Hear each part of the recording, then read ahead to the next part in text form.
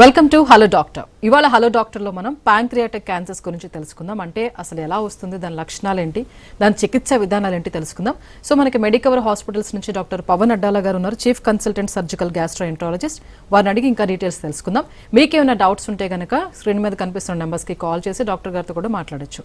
So hello doctor, ఇప్పుడు చెప్పుకున్నట్టుగా pancreatic cancer అంటే ఏంటి? జనరల్గా మనం లంగ్ క్యాన్సర్ అనో లేకపోతే ఇంకోటనో వింటూ ఉంటాం. So it sounds different. So what is pancreatic cancer? Pancreas అనేది మనకి డైజెస్టిషన్ కానీ లేదంటే మన తిన్న ఫుడ్లో ఉన్న గ్లూకోజ్ని మ్యానిపులేట్ చేయడానికి, అంటే హోమియోస్టాసిస్ అంటాం దీన్ని, ఎక్కువ తక్కువలు ఉండడానికి కానీ ఇది చాలా ఇంపార్టెంట్ ఆర్గాన్ అండి. మన పొట్ట లోపల స్టమక్ వెనకాల ఉంటుంది, జీర్ణాశయం వెనకాల ఉంటుంది. అది అంటే మనం ఏదైతే థైరాయిడ్ అని మాట్లాడతామో అట్లాగే ఇది కూడా ఒక టైప్ ఆఫ్ ఎండోక్రైన్ ఆర్గాన్ అనమాట. సో ప్యాంక్రియాస్ రెండు ఫంక్షన్స్ చేస్తుంది మెయిన్గా. ఒకటి ఎండోక్రైన్ ఫంక్షన్, అంటే ఇన్సులిన్, గ్లూకాగాన్ అనే హార్మోన్ల ద్వారా షుగర్ కంట్రోల్ చేయటం. సో మనకి డయాబెటీస్ వచ్చేదంతా కూడా ఇన్సులిన్ డెఫిషియన్సీ వల్ల, రెసిస్టెన్స్ వల్ల వస్తుందని తెలుసు అందరికీ. అది రెండవది ఇంపార్టెంట్ ఫంక్షన్ ఏంటంటే మనం తిన్న ఫుడ్ డైజెస్ట్ చేయడానికి ప్యాంక్రియాస్ నుంచి సెక్రిటైజ్ అయ్యే ఎంజైమ్స్ ఏవైతే ఉన్నాయో అది చాలా ఇంపార్టెంట్. ఎమైలేజ్ అని, లైపేజ్ అని ఇట్లా ఉంటాయి రకరకాలుగా అనమాట, పెప్టిన్ అని, బైకార్బోనేట్స్ అని ఇట్లా ఉంటాయి. సో ఇవన్నీ కూడా ఏంటంటే మనకి డైజెషన్కి హెల్ప్ చేస్తుంది. సో ఇట్లాంటి ఆర్గాన్లో కూడా మనకి క్యాన్సర్స్ డెవలప్ అవుతాయండి. అందులో 90% ఏంటంటే క్యాన్సర్స్ ఉంటాయి, ఎడ్నోకార్సినోమాస్ అంటాము. ఒక 10% వేరే వెరైటీస్ వస్తాయి, చాలా వెరైటీస్ వస్తాయి, న్యూరోఎండోక్రైన్ ట్యూమర్స్ అని చెప్పి. లేదంటే క్యాన్సర్ కాకుండా వేరే గడ్డలు ఉంటాయి, అంటే ప్రీ రిస్క్ అనమాట, రిస్క్ ఫ్యాక్టర్స్ అనమాట క్యాన్సర్స్ అయ్యేదానికి. సో మ్యూసిన్ అసిస్టెడ్ నోమాస్ అని, సీరస్ అసిస్టెడ్ నోమాస్ అని, ఇట్లా రకరకాలుగా, ఐపీఎంఎన్స్ అని, ఇట్లా రకరకాలుగా ఉంటాయి అనమాట. సో 90% ఆఫ్ ద టైమ్స్ ఇందులో వచ్చేవి ఎక్కువ క్యాన్సర్స్ వచ్చే గడ్డలే ఉంటాయి అనమాట. సో అంటే ప్యాంక్రియాటిక్ క్యాన్సర్ అనేది ఎప్పుడు వస్తుంది, అంటే ఏ డెఫిషియన్సీ వల్ల వస్తుంది? అంటే ఇప్పుడు మీరు చెప్పారు మనకి కొన్ని ఎంజైమ్స్ ఉంటాయి డైజెషన్కి అనేది. సో ఎప్పుడు వస్తుంది అది? సో అట్లా స్పెసిఫిక్ ఎంజైమ్ డెఫిషియన్సీ వల్ల ప్యాంక్రియాటిక్ క్యాన్సర్ ఏమి రాదండి. మనకి పర్టికులర్ రీజన్ అనేది ఏమీ లేదు.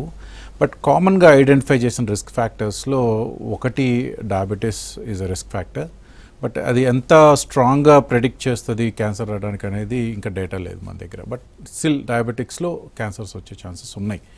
రెండవది క్రానిక్ ప్యాంక్రియాటైటిస్ అంటాం. అంటే కొన్ని కారణాల వల్ల, జన్యుపరంగా కానీ లేదంటే ఇతరతర కారణాల వల్ల కానీ, క్రానిక్ ఆల్కహాల్ అబ్యూజ్ వల్ల కానీ క్రానిక్ ప్యాంక్రియాటైటిస్ అనేది వచ్చే ఛాన్స్ ఉంటుంది. ఇలాంటి వాళ్ళలో ప్యాంక్రియాటిక్ క్యాన్సర్స్ వచ్చే అవకాశం ఉంటుంది. సో బరువు ఎక్కువ ఉన్నా కానీ, ఒబెసిటీ వల్ల కూడా ప్యాంక్రియాటిక్ క్యాన్సర్స్ వస్తాయి. రకరకాల జన్యుపరమైన ప్రాబ్లమ్స్ వల్ల, సిండ్రోమిక్ కండిషన్స్ అంటాం, వాటిల్లో కూడా ప్యాంక్రియాటిక్ క్యాన్సర్ మనం చూస్తూ ఉంటాం. ఓకే, భద్రాద్రి కొత్తగూడెం నుంచి వీరభద్రం కాలర్ ఉన్నారండి, వాళ్ళతో మాట్లాడదాం. వీరభద్రం గారు నమస్తే అండి.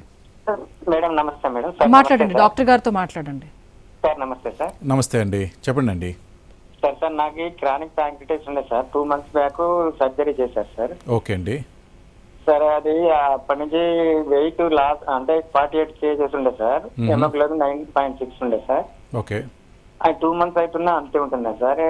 సర్జరీ చేసిన డాక్టర్ గారు ఏమో ఎంజైమ్ టాబ్లెట్స్ ఏం అవసరం లేదని చెప్పారు సార్. గ్యాస్ట్రాలజిస్ట్ ఏమో ఎంజైమ్ టాబ్లెట్స్ వాడాలని చెప్పారు సార్. అది బరువు పెరగలేదు సార్, హెమోగ్లోబిన్ 9.6 ఉంది సార్. ఓకే అండి. సో మీది వెరీ టిపికల్ ప్రాబ్లం అండి క్రానిక్ ప్యాంక్రియాటైటిస్ ఉన్న పేషెంట్స్లో.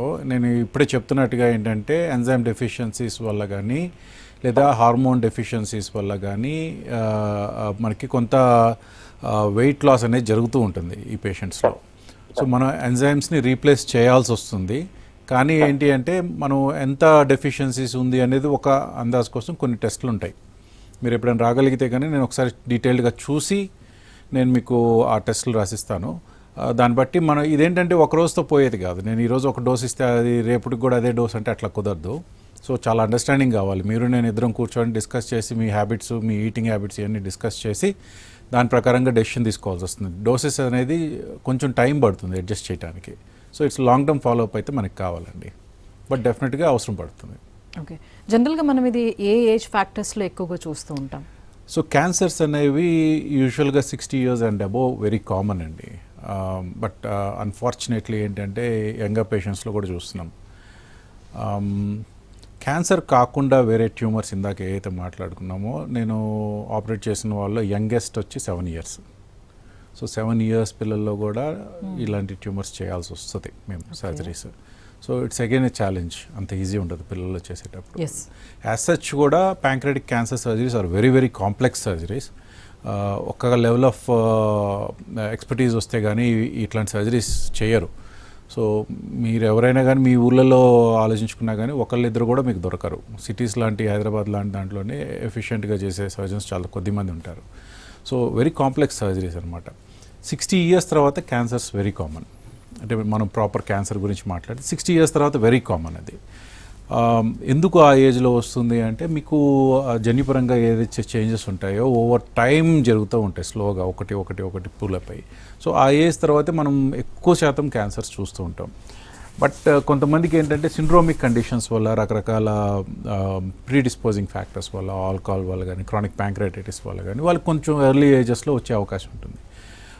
But majority of the patients, 80% of the patients above 60 years వస్తుందండి. సో మరి 60 years కదా, 60 yearsలో ఆపరేట్ చేయొచ్చా అని అడుగుతారు నెక్స్ట్ క్వశ్చన్. అది వెరీ కామన్ మాకు పేషెంట్స్ దగ్గర. Absolutely fine. 20 ఏళ్ల క్రితం ఉన్న అనస్థిషియా వేరు, క్రిటికల్ కేర్ వేరు, డాక్టర్స్ ఎక్స్పర్టీస్ వేరు, ఇప్పుడు వేరు. సో నేను చేసిన ఓల్డెస్ట్ పేషెంట్ 94 years. సో మనకి ద ప్రోగ్రెస్ ఆఫ్ మెడిసిన్ చూస్తే లాస్ట్ 25-30 yearsలో ఏదైతే జరిగిందో ఇట్స్ వెరీ సిగ్నిఫికెంట్, పర్టికులర్లీ ఇండియాలో. సో మనకి ఉన్న లిమిటెడ్ రిసోర్సెస్లో మనం ఎక్స్ట్రీమ్స్ ఆఫ్ కేసెస్ చేస్తూ ఉన్నాం. So there is a good hope అండి.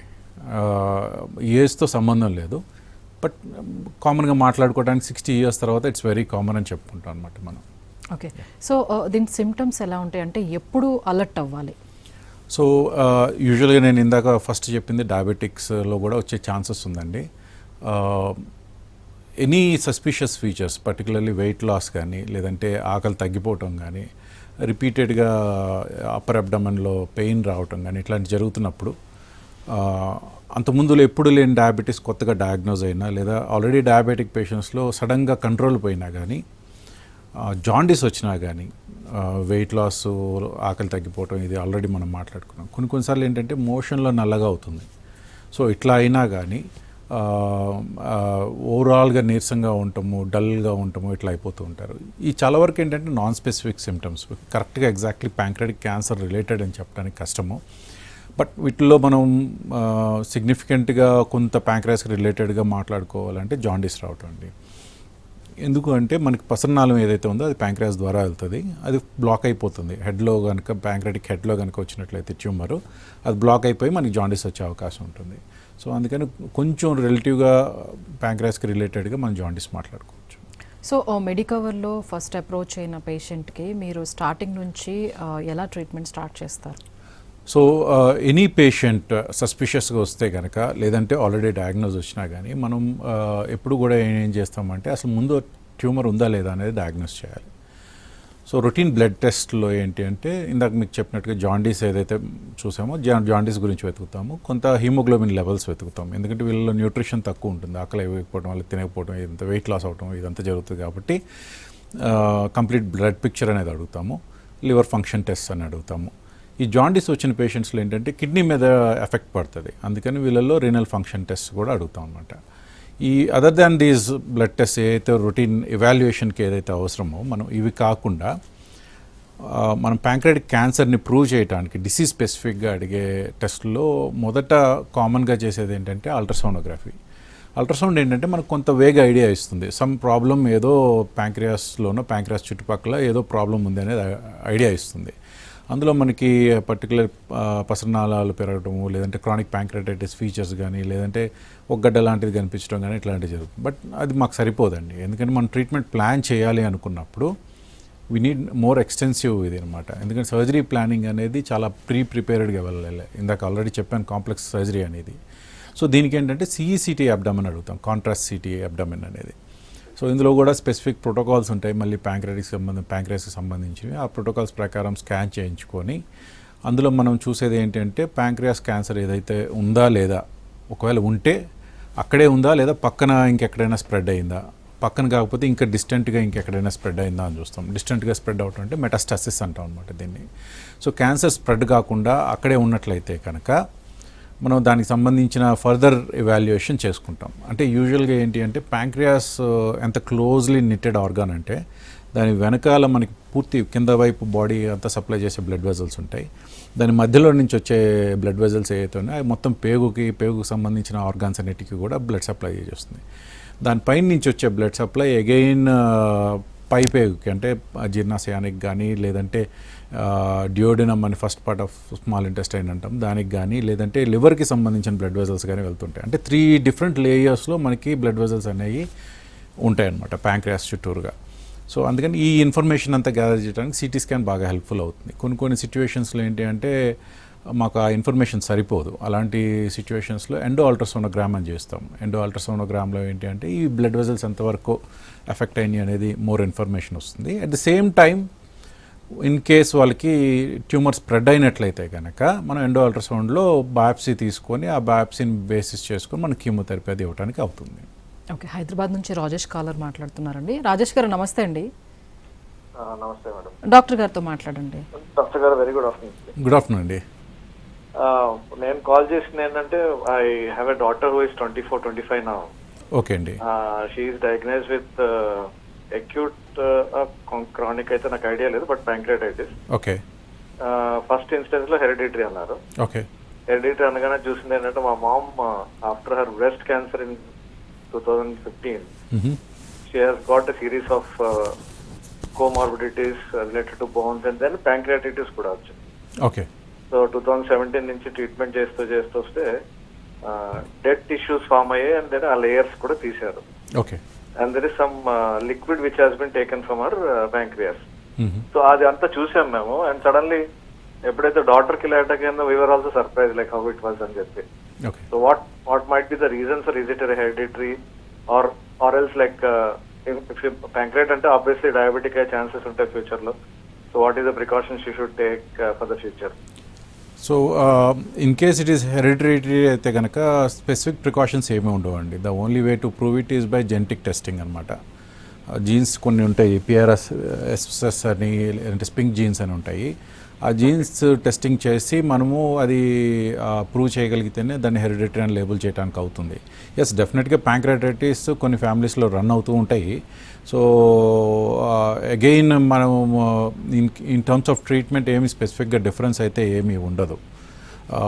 It can be an isolated incidents also. మనం ఒక 2 జనరేషన్స్ అట్లా చెప్పడానికి అవ్వదు. మన unless until we do a genetic testing it's very difficult to prove. So మనం నెక్స్ట్ చూడాల్సింది ఏంటి అంటే జెనెటిక్ టెస్టింగ్ ఒకటి చేయించండి మీ ఫిజిషియన్ కానీ, లేదంటే మా దగ్గరికి వచ్చినా మేము చేసి పెడతాము. రెండవది మీరు చేయగలిగింది ఏంటి అంటే సింపుల్ అల్ట్రాసోనోగ్రామ్లో గాల్ బ్లాడర్లో స్టోన్స్ ఉన్నాయా లేదా అనేది కూడా చూసుకుంటాం. ఎందుకంటే గాల్ బ్లాడర్లో స్టోన్స్ ఉంటే అవి జారి కిందకి వెళ్ళినప్పుడు కూడా ప్యాంక్రియాటైటిస్ ఇరిటేట్ అయ్యి ప్యాంక్రియాటైటిస్ వచ్చే ఛాన్సెస్ ఉన్నాయన్నమాట. సో ఇట్లాంటి బేసిక్ చూసుకోవాలి. ఎందుకంటే షీస్ జస్ట్ 24 అని చెప్తున్నారు, ఫీమేల్ అంటున్నారు. సో ఈ పాసిబిలిటీస్ ఎప్పుడు ఉంటాయండి. సో మల్టిపుల్ యాంగిల్స్లో చూసుకొని మనము వాటిని హెరిడిటరీ అని లేబుల్ చేస్తే బెటర్గా ఉంటుంది. Otherwise lot of lot of strain ఉంటుంది మీకు సైకలాజికల్గా. సో ఒకసారి కంప్లీట్ ఇవాల్యుయేషన్ చెప్పిస్తే మంచిదండి. సో యా ప్లీజ్ చెప్పండి. డాడ్ ఐఎమ్ యంగ్ కదా, I'm not able to eat properly, restrictions ఇప్పుడే స్టార్ట్ అయిపోయాయి నాకు అని చెప్పి. సో రెస్ట్రిక్షన్స్ అనేది స్పెసిఫిక్గా ఏమి ఉండదండి. Diet restrictions I don't think అలా ఉంటాయని.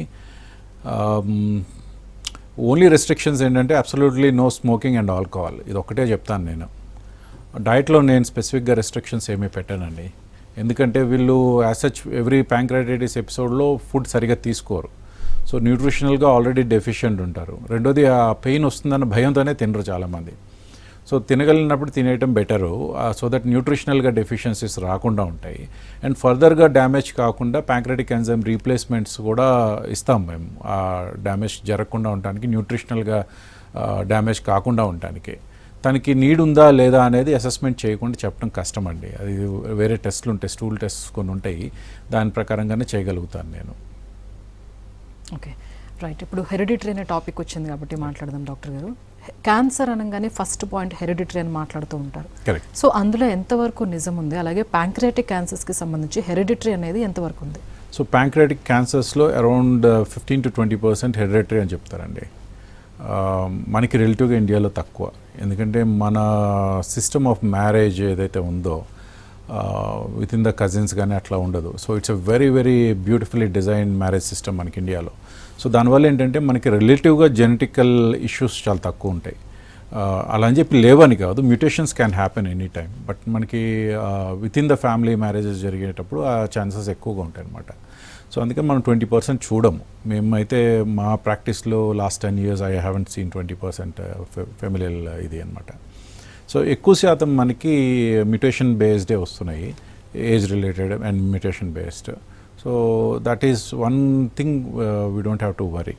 అగైన్ ఇంకొకటి ఏంటి అంటే ఇవే కాకుండా ఫ్యామిలీ కాకుండా కొన్ని సిండ్రోమిక్ కండిషన్స్ ఉంటాయి. Syndromic conditions there are in families. So breast cancer ఉండి ప్యాంక్రెటిక్ క్యాన్సర్ వచ్చేవాళ్ళు, లేదా lung cancer pancreatic cancer, thyroid cancer pancreatic cancer, ఇట్లా కాంబినేషన్స్ ఉంటాయి.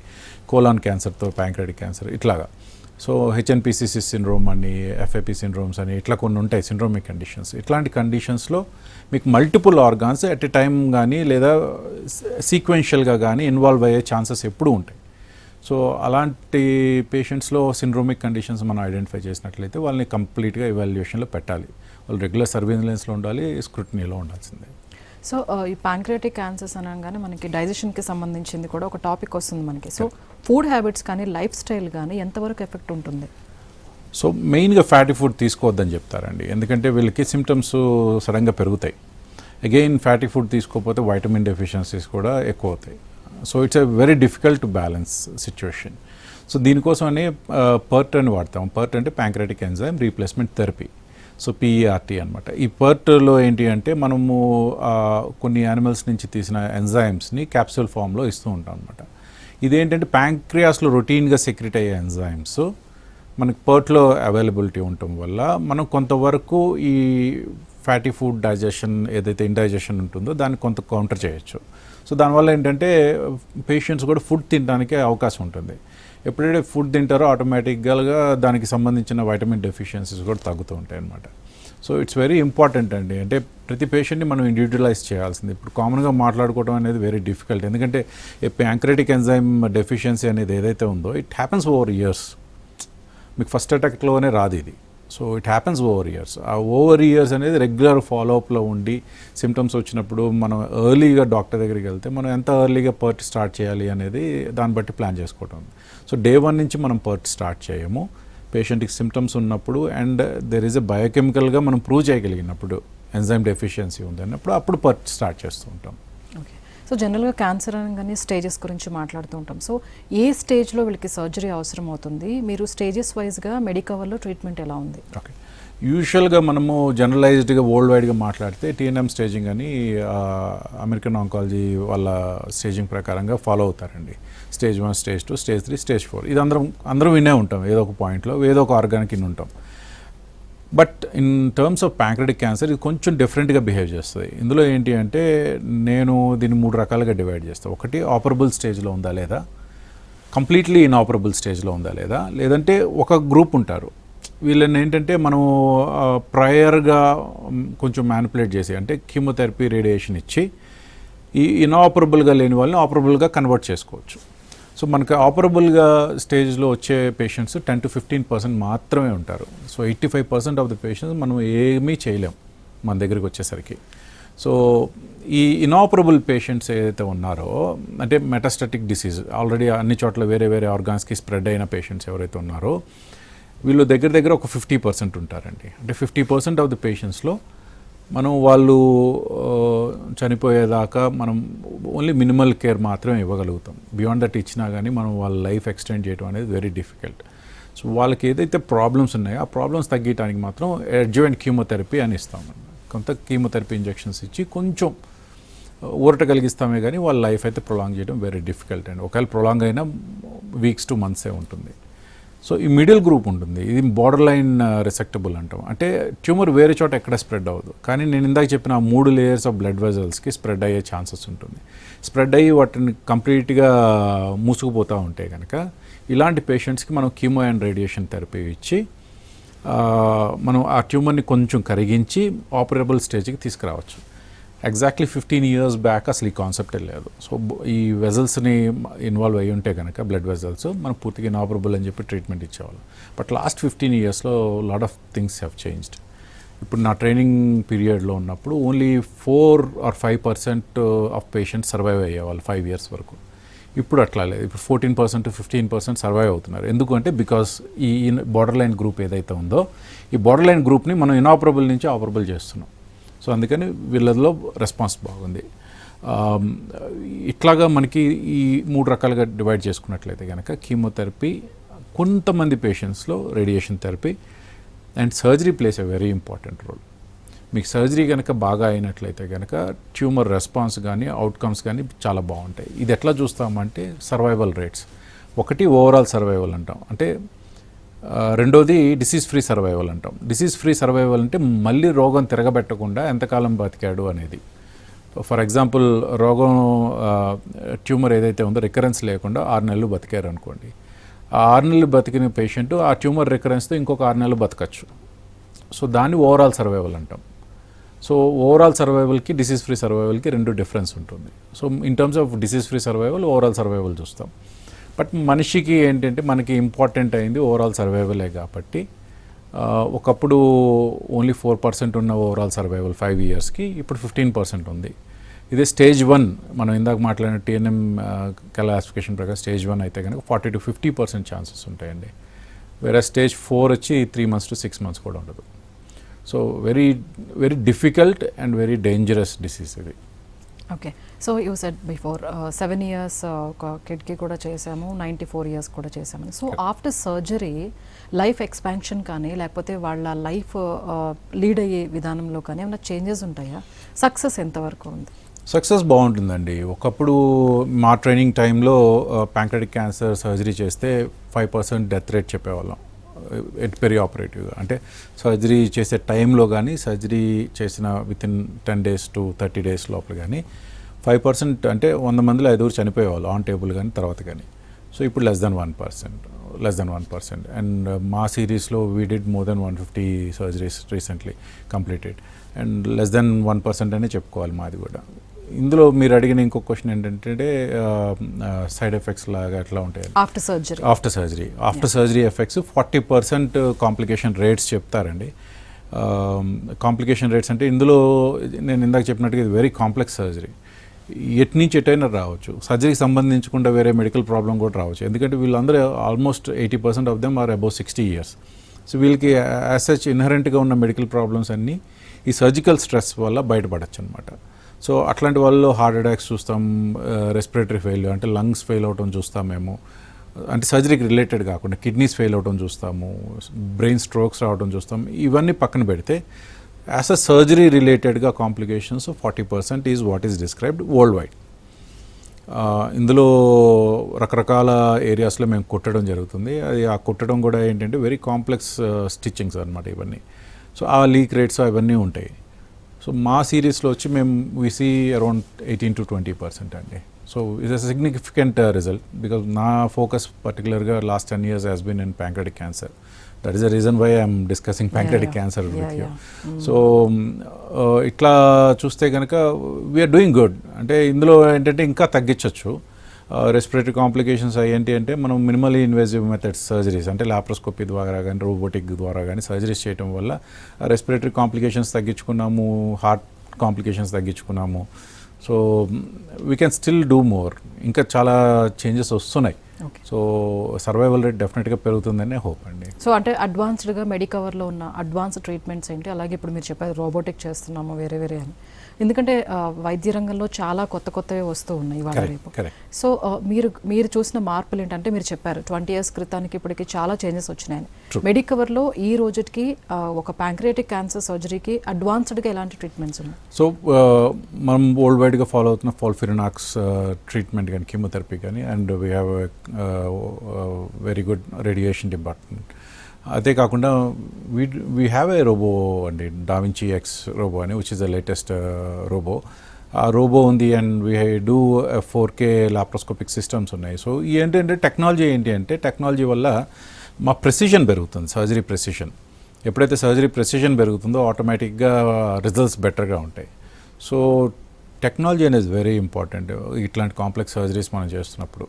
So at the same time కీమోథెరపీలో కూడా వాస్ట్ చేంజెస్ వచ్చినాయండి. మీరు న్యూస్లో చదివారో లేదో, ఈ మధ్య డోరాక్స్ అని రిబ్ అని ఒక కొత్త డ్రగ్ వచ్చింది, I think 1 week or 10 days back. ఈ డ్రగ్తో ఏంటి అంటే సర్వైవల్ ఆల్మోస్ట్ 50% పెరిగింది. అంటే మనం 14% నుంచి 25-30% ఎక్స్పెక్ట్ చేసే రోజులు వచ్చినాయి. ఇది ఇవన్నీ ఈజీగా రావండి. ఒక రోబోట్ డెవలప్ చేయడానికి కానీ ఒక డ్రగ్ డెవలప్ చేయడానికి కానీ దాదాపు ఒక 40 years పట్టింది. 40 years ఆఫ్ ఎఫర్ట్. మనకి ఫస్ట్ లాప్రోస్కోపీ ఇండియాలోకి వచ్చింది 1982లో, 1992లో ఇండియాలోకి వచ్చింది, కమర్షియల్గా అవైలబుల్ అయ్యి. సో 92 నుంచి ఈరోజు 26 దాకా మనం we have been improving our skills and we have some of the best laparoscopic surgeons in the world ఇప్పుడు ఈరోజు ఇండియాలో. And at the same time మన రోబో ఎంట్రీ కూడా దాదాపు 10-15 years అవుతుంది ఇప్పుడు ఇండియాలోకి. And we have more number of robots compare to rest of the world. అట్లా అంత ఉన్నాయి. ఒక్క హైదరాబాద్లో మనకి 29 రోబోస్ ఉన్నాయి. So that is the kind of commitment towards health sector. But unfortunately ఏంటంటే ఇవన్నీ వెరీ ఎక్స్పెన్సివ్ ఇన్స్ట్రుమెంట్స్ అవడం వల్ల ఓన్లీ కార్పొరేట్స్లోనే అవైలబుల్ ఉంటాయి ఈ technology. So but again everything comes with a price. తప్పదు, మనకి బెస్ట్ ఆఫ్ ట్రీట్మెంట్ కావాలంటే కొంచెం తప్పదు. ఓకే, సో ఇప్పటి వరకు మెడికవర్లో తీసుకుని వెళ్ళిన వాళ్ళు నార్మల్ లైఫ్ ఎంతమంది హ్యాపీగా లీడ్ చేస్తున్నారు? అంటే ఛాన్సెస్ ఎంతవరకు ఉన్నాయి నార్మల్ లైఫ్ లీడ్ చేయడం? ఇట్స్ వెరీ గుడ్ అండి. అంటే అగైన్ నేను ఇందాక చెప్పినట్టు మనం వాట్ కైండ్ ఆఫ్ ట్యూమర్కి చేసామనే దాన్ని బట్టి ఉంటుంది. ఇప్పుడు నాన్ క్యాన్సరస్ ట్యూమర్ చేసామనుకోండి, they are as good as normal people. ఒకసారి సర్జరీ అవ్వగానే వాళ్ళు నార్మల్ పీపుల్ లాగే ఉంటారు. రెగ్యులర్ కొంత ఫాలోఅప్లో పెడతాం ఎవ్రీ ఇయర్ ఫర్ 5 years. 5 yearsలో ఎలాంటి ప్రాబ్లం రానప్పుడు ఇంకా వాళ్ళని డిక్లేర్ చేసేస్తాం క్యూర్ అని. Versus cancerous patients it's completely different. Again స్టేజ్ని బట్టి మీకు సర్వైవల్ ఇందాక చెప్పాను, డిసీజ్ ఫ్రీ సర్వైవల్ అని, ఓవరాల్ సర్వైవల్ అని. సో అది టేకింగ్ ఇట్ అపార్ట్ ఆ పక్కన పెట్టేస్తే మనం నెక్స్ట్ చూడాల్సింది ఏంటి అంటే న్యూట్రిషనల్గా కానీ, ఎందుకంటే pancreas is very important for nutrition. మనం తిన్నది అరగడానికి కానీ లేదంటే మన షుగర్స్ మెయింటైన్ చేయడానికి కానీ ప్యాంక్రియాస్ అనేది చాలా ఇంపార్టెంట్. సో డయాబెటీస్ కంట్రోల్ అనేది becomes a very prime challenge for us. Post pancreatectomy diabetes is different. మనం రెగ్యులర్గా చూస్తే diabetes is different. Post pancreatectomy డయాబెటీస్ని మనం టైప్ 3C డయాబెటీస్ అంటాం అనమాట. సర్జరీ అయిన తర్వాత కానీ ప్యాంక్రియాటిక్ సంబంధించిన వేరే వీటి వల్ల రావడం. సో అది completely taken care by endocrinologist or diabetologist. Insulin వాడాల్సి వస్తుంది, ట్యాబ్లెట్స్ వాడాల్సి వస్తుంది దాంతో. వేరేజ్ ఎంజైమ్ డెఫిషియన్సీస్ వల్ల నేను ఇందాక చెప్పినట్టుగా పర్ట్ ట్రీట్మెంట్ స్టార్ట్ చేయాల్సి వస్తుంది. ఇన్ఫ్యాక్ట్ క్యాన్సర్ సర్జరీ చేయకముందులే 40-60% will have enzyme deficiency because of cancer. Cancer ఉండటం వల్ల 40-60% వెయిట్ ఎందుకు తగ్గుతారంటే ఎంజైమ్ సరిగా సెక్రేట్ అవ్వవు కాబట్టి తగ్గుతారు. సర్జరీ అయిన తర్వాత 70-80% మందికి తగ్గుతుంది. సో అందరూ ప్యాంక్రియాస్ క్యాన్సర్ సర్జరీ అయిన తర్వాత కూడా పర్ట్ ట్రీట్మెంట్ అనేది చాలా ఇంపార్టెంట్. బట్ అన్ఫార్చునేట్లీ అందరికీ అది దొరకడం లేదు. ఒకవేళ దొరికినా కానీ అఫోర్డబిలిటీ ఉండట్లేదు. ఎందుకంటే this capsules are slightly higher cost అన్నమాట. రోజుకి ₹100 నుంచి $200 దాకా అవుతాయి. సో వీటి అఫోర్డబిలిటీ ఇష్యూస్ వల్ల కానీ అవైలబిలిటీ ఇష్యూస్ వల్ల కానీ డిఫికల్ట్ అవుతుంది. బట్ యాజ్ సచ్ పెద్దగా డిఫరెన్స్ ఏమీ ఉండదు. They get back to their normal life. ఒక 1 month 2 months ఫుడ్ అది తీసుకొని మళ్ళీ న్యూట్రిషనల్గా పికప్ అయితే కనుక దే బికమ్ నార్మల్ లైఫ్. చాలామంది నా పేషెంట్స్ ఇంకా ఆఫీస్కి వెళ్ళిపోతున్నారు. Okay, so good sir, so good. So thank you so much doctor. దానికి ఉన్న డౌట్స్ని కూడా చాలా డీటెయిల్గా ఎక్స్ప్లెయిన్ చేశారు, క్లియర్ కూడా చేశారని అనుకుంటున్నాం మేము. So thank you so much. Thank you అండి. సో చూసారు కదండి, ఇది వాళ్ళ హలో డాక్టర్. స్టే